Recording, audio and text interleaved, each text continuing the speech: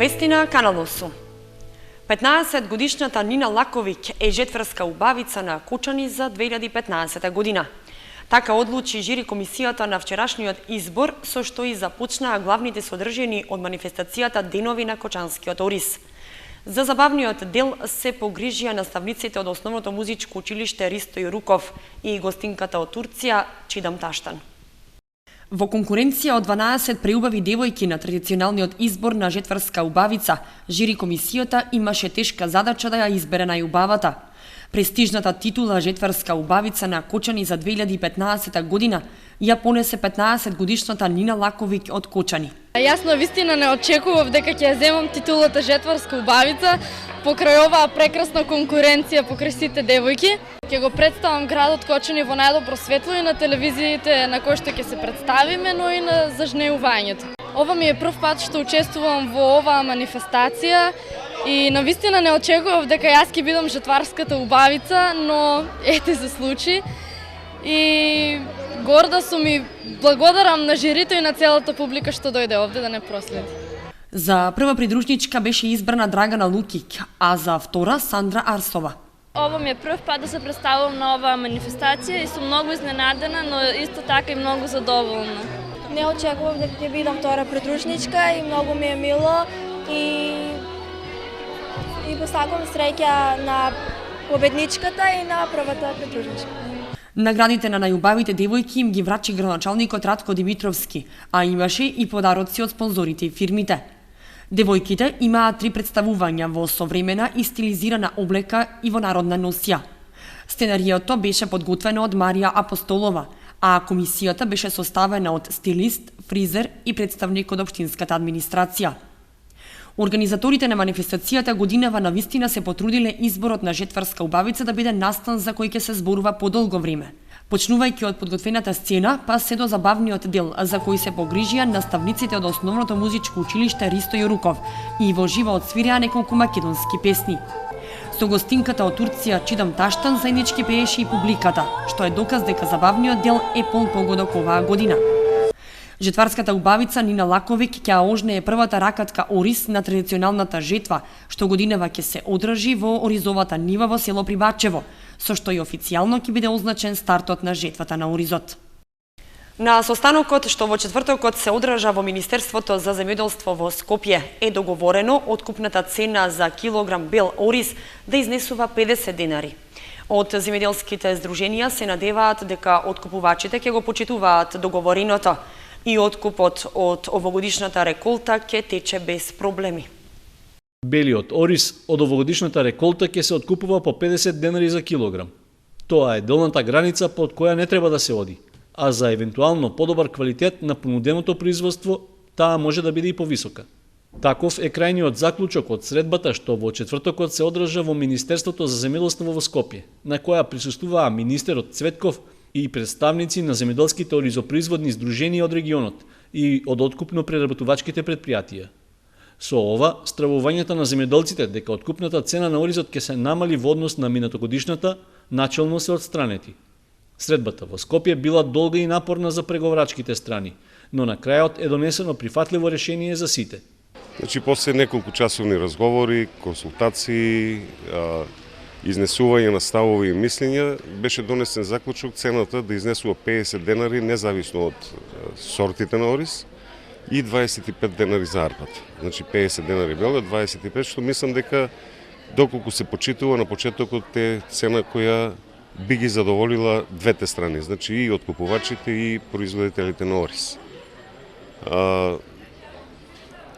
Евентуално менување, значи секој евентуално ново менување на цената би требало да значи повторна средба, пак би рекол под медијаторство на министерот и во составот во кој и се одржа состанокот, значи присуство на откупувачите и на производителите. На состанокот се разговарало и за ефикасно контролирање на увозот на ориз од странство, со што ќе се спречи можноста за паѓање на малопродажната цена во трговската мрежа во Македонија, а со тоа и на откупната цена, од што најголема штета ќе имаат земјоделците.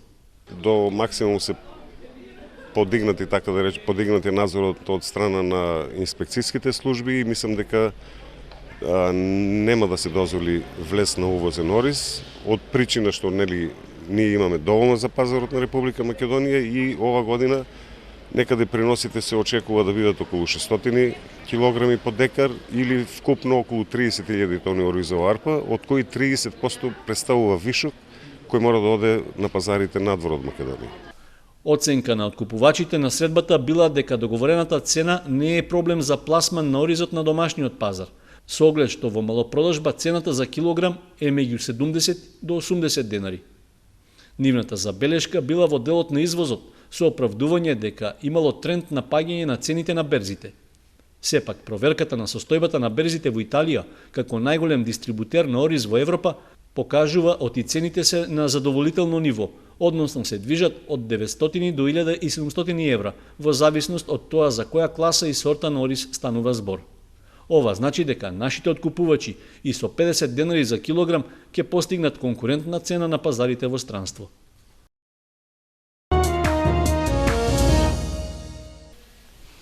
Во мултикултурниот центар во Кочани беше промовирана монографијата Кочанскиот ориз.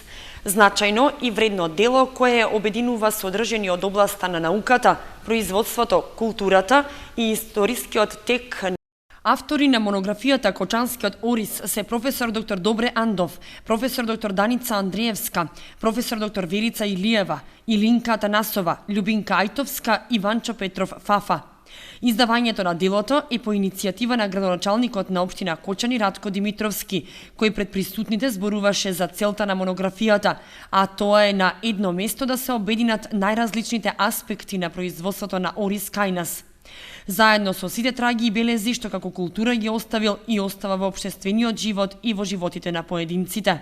Монографијата за Кочанскиот ориз представува едно вредно, едно значајно дело во кое што на едно место се сублимирани, се вкаени резултати од долгогодишното искуство во производството, во праксата, како и резултатите од научно-истражувачката работа на авторите кои што се на авторите на оваа монографија.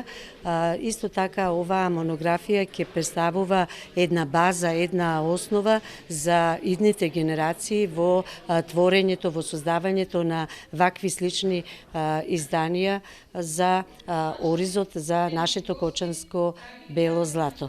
Професор доктор Верица Илиева, редовен професор на земјоделскиот факултет при Универзитетот Гоце Делчев Штип, рече дека ова дело обединува значајни искуства од производството, науката и праксата, па може да послужи и како корисен прирачник на оризопроизводителите, агрономите и студентите. И досега во научната и стручната литература постојат голем број на научни и стручни трудови поврзани со различни области од производството на ориз и неговата преработка. Меѓутоа, како и други напишани материјали, исто така поврзани со оризот, но ова дело, монографијата за Кочанскиот ориз, обединува содржини од различни области. Значи, како од областа на науката, така од областа на производството, на културата, историскиот тек на развојот на оризопроизводството кај нас и така натаму. Ова дело сметам дека ќе биде корисно како за луѓето кои што се директно поврзани со оризот, со производството, со науката, исто така ќе представува дополнителна литература и за студентите на факултетите од земјоделските науки. Монографијата за Кочанскиот ориз беше предвидена да се подготвува од два различни аспекта, едниот од научен карактер и другиот од популарен карактер. Јас бев во групата која што требаше да го подготвува текстот кој што е повеќе за пошироката јавност, значи во кој беа опфатени историјатот на оризот, потеклото на оризот и патот по кој што пристигнал во Кочани, искомбинирано со легендите. Овде беа обработени исто така земјоделските задруги во минатото, фабриките кои што биле изработувани и во тој дел беа опфатени и беше опфатено и традиционалното кркашкиот ориз во производство во Кочани и Кочанско и јадењата од ориз и манифестацијата Денови на Кочанскиот ориз. Во групата во која што го работевме тој дел од популарен карактер, освен мене, влегува и Љубинка Ајтовска и Ванчо Петров Фафа. Според рецензентката Емилија Симеоновска, вореден професор на Земјоделскиот институт од Скопје, монографијата Кочанскиот ориз ги зачува од заборав и губење важните историски податоци, преданија, сеќавања врзани за оризот, представува печат на едно време, минато и сегашно. По врска со ова монографија можам да кажам дека е едно вредно, значајно дело, бидејќи е плод на едно долгогодишно искуство на истражувачите кои го создале, плод на една долгогодишна работа на поле, во лабораторија, работа помината на средување на резултати, на проучување на резултати од странската литература. Сето тоа, заедно со трудот на останатите создавачи на монографијата, автори, тие несебично го споделиле со читателите на оваа монографија. Ова е вредно дело кое заслужува да биде дел од библиотеките на сите семејства во Кочани, заслужува да биде подарено на пријатели и еден бисер во градската традиција на Кочани, која што јас лично многу ја почитувам. Освен професор Симеоновска, промотор на монографијата беше и Родна Величковска од Институтот за фолклор Марко Цепенков од Скопје. Делото е составено од 16 поглавја. Во 4 од нив се обработува историјата и традицијата поврзана со оризот и оризарството. Се опишуваат задругарството и преработувачките капацитети во Кочанско. Во 10 поглавја научно е представен оризот како земјоделска култура, начинот на неговото одгледување и постжетвениот третман. Во монографијата е опишана дејноста на Институтот за ориз во Кочани, а се застапени и содржини за манифестацијата Денови на Кочанскиот ориз и рецепти за традиционални јадења од ориз. Делото содржи повеќе од 200 фотографии и речник на помалку познати зборови поврзани со оризарството. Присутните на промоцијата добија бесплатен примерок од монографијата Кочанскиот ориз. Продолжуваат активностите за одбележување на манифестацијата Денови на Кочанскиот ориз. По оризовата бела вечер в сабота и недела богати содржини, меѓу кои и традиционалното зажнејување на оризот. На 3 октомври сабота во 10 часот во етно куќата ќе се организира прием на делегација кај градоначалникот. Во 18:30 промотивно дефиле на групи, секции и достигнувања, а во 20 часот во Центарот за култура Бели Мугри на летната сцена меѓународен фолклорен концерт. Традиционалната жетва ќе се одржи на нива во селото Прибачево на 4 октомври во 10 часот, кога ќе биде изведен обичајот за жнејување и вршидба. Ќе биде прогласен и најдобриот земјоделец, а ќе биде организирано и дегустација на јадења од ориз. Во рамките на културно-забавната програма, покрај многобројните гости од фолклорни ансамбли од земјава и од странство, ќе настапи и Евто Попиновски. Се планира регулација на коритото на Кочанска река кај локалитетот Бавчалук. За овој проект, локалната самоуправа ќе аплицира за средства преку програмата за прекугранична соработка, што заеднички се реализира со бугарската општина Разлог. Продолжување на регулацијата на коритото со изградба на кејски ѕидови на Кочанска река во северниот дел на градот планира општина Кочани. Техничкиот проект е изготвен уште пред 4 години, но досега не се реализирал во практика поради финансиски причини. Со оглед што станува збор за решение кое освен естетско има и пошироко еколошко и комунално значење, во локалната самоуправа се надеваат на помош од европските фондови. Затоа во план е проектот да се финансира со пари од програмата за прекугранична соработка, во која нашата општина е вклучена со општината Разлог од Република Бугарија. Заедно со регулацијата се планира да се направи целосна реконструкција и на дравениот мост кај локалитетот Бавчалук. Се надеваме дека ќе биде реализиран со општина Разлог, бидејќи се спремаме за апликација, за аплицирање на овој проект, во кој влегува регулација на речното корито од мостот така наречен кај нас кај Зевец, па се до Бавчалукот, во кој и овој мост ќе биде реконструиран целосно за во колку го добиеме овој проект. Техничкиот проект предвидува да се изврши регулација на коритото на Кочанска река во должина од околу 450 метри, при што би требало да се изработи поголемо корито со широчина од 12 до 15 метри, а во него да се смести помало, широко 3 метри, која ќе ја прифаќа водата. На делот каде што возможува теренот се планира да се изгради кеј од масивни бетонски ѕидови со височина од 2 до 3 метри и парапет од 40 см од котата на тротоарот. Ѕидовите треба да бидат обложени со фугиран камен поставен во бетонот. Во рамки на техничката документација предвидена е изградба на пешачка патека на десниот брег од реката, како составен дел од големото корито. Таа би се простирала од последниот сообраќаен мост кон север, а широчината треба да изнесува 3 метри, од кои 2 метри се наменети за патека за пешаци, обложена со бетонски павер елементи, а останатата широчина е предвидена за зелен појас. По целата должина на регулираното речно корито од двете страни се предвидени и канделабри за осветлување, со поставување клупи за седење и метални корпи за отпадоци. Со оглед дека со проектот за меѓугранична соработка можат да се добијат максимум 200.000 евра, се очекува овие пари да бидат доволни за целосна реализација. В сабота 3 октомври во село Драгобраште, општина Виница, ќе се постави спомен плоча на револуционерот Ангел Винички. Настанот е со почеток од 11 часот. Ангел Винички е македонски револуционер, член на Македонската револуционерна организација, учесник во подготовките на Илинденското востание, најдоверлив курир на Гоце Делчев, организатор на тајниот канал од Виница до Кюстендил и обратно, изработувач на бомби и така натаму. Поставувањето на спомен плочата е во организација на Општинската организација на борците од Виница.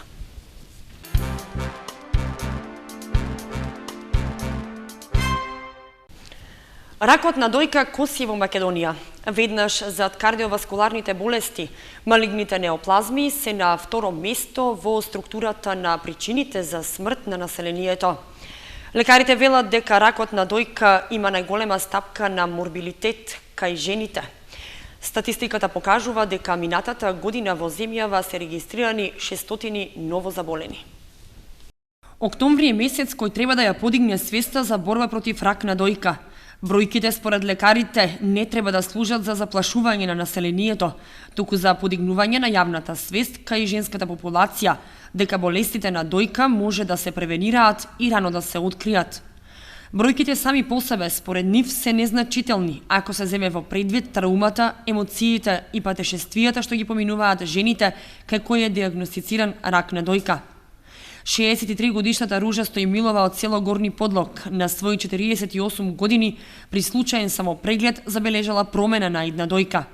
По прегледот лекарите ги констатирале диагноза канцер, пошто веднаш ја пратиле на операција.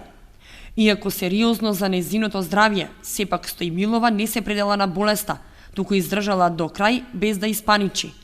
Сега не ги испушта предавањата и активностите што Сдруженијата за борба против рак на дојка Борка и животна искра од Скопје ги организира на ниво на Македонија. На предавањето што на првиот ден од октомври се одржа во главниот град, изнесена била статистиката на заболени од рак на дојка.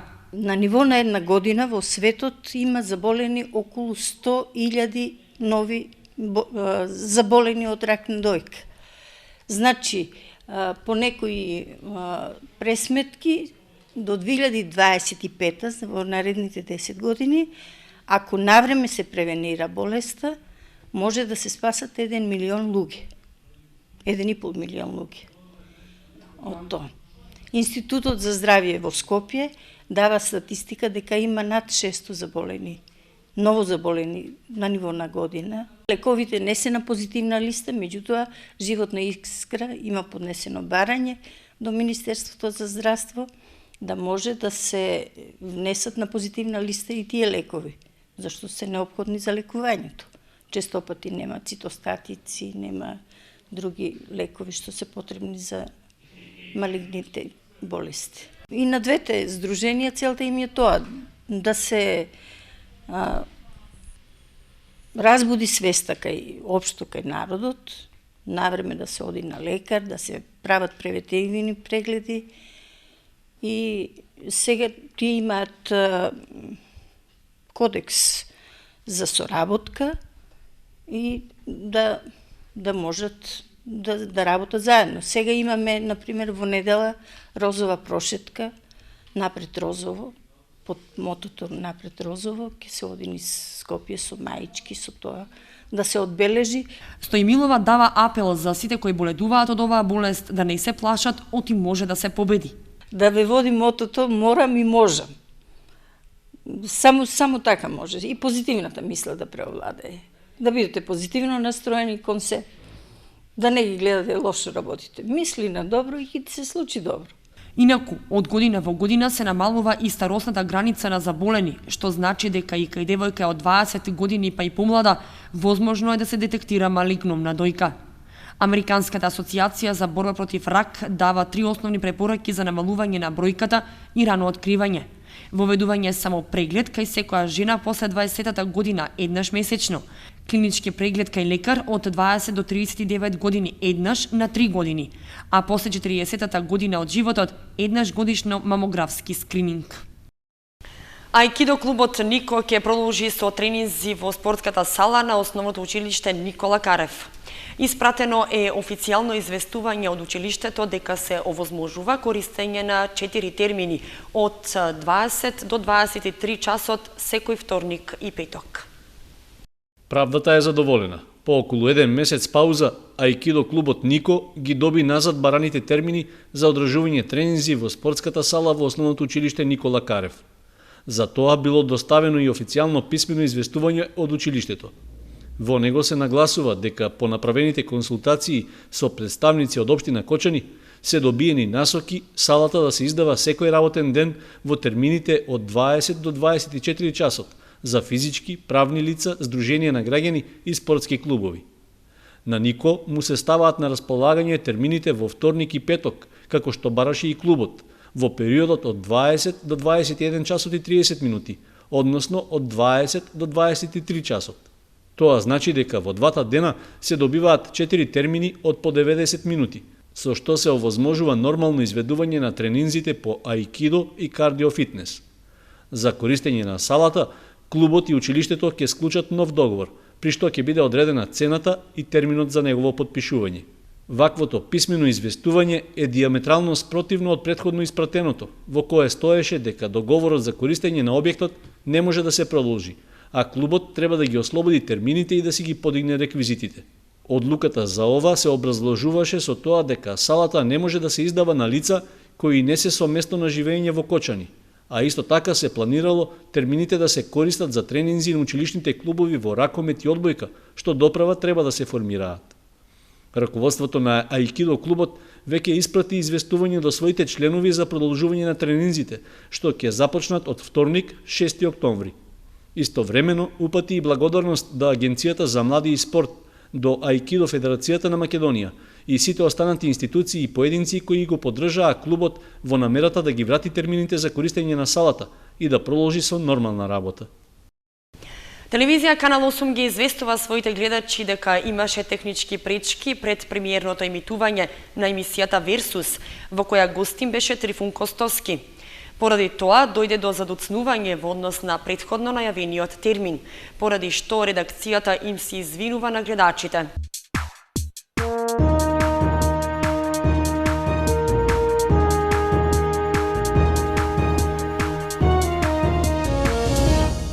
И за крај спортската информација. В недела се игра 6-то коло од третата фудбалска лига Исток. Осогово е домакин на средбата со екипата на Бабиот Штип. Дуел на екипите од дното на табелата во третата фудбалска лига Исток ќе има в недела во Кочани. Во рамки на 6-то коло на стадионот Никола Мантов се среќаваат Осогово и Бабиот Штип, екипи кои имаат ист број бодови и се пласирани на 8-то, односно 9-то место на табелата. И кочанци и штипјани имаат по 4 бода, но осоговци се едно место погоре благодарение на подобрата гол разлика. Од меѓусебната пресметка со фудбалската топка ќе се види која екипа ќе има мало одлепување од долниот дел на табелата, во кој се најдоа поради слабата игра и поразите на домашен терен. Посебно важен овој надпревар е за кочанските фудбалери, кои ќе бараат рехабилитација по поразите и ремијата на свој терен, како и поминатонеделниот пораз од 2:1 на гостувањето во Радовиш на средбата со Плачковица. Надпреварот Осогово Баби започнува во 15 часот.